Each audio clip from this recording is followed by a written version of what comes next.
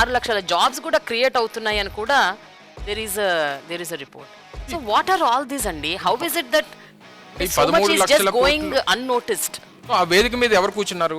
ముఖ్యమంత్రి గారితో పాటు ముఖేష్ అంబానీ, అరుణ్ అదానీ, లేదా జిఎంఆర్ గారు, లేదా జిందాల్సు, దాల్మియాసు, నాయకుడి మీద, ఈ రాష్ట్రం మీద, ఈ రాష్ట్ర భవిష్యత్తు మీద, ఈ రాష్ట్రంకు ఉన్నటువంటి అవకాశాల మీద నమ్మకం లేకపోతే ఎందుకు వస్తారు చెప్పండి అమ్మ.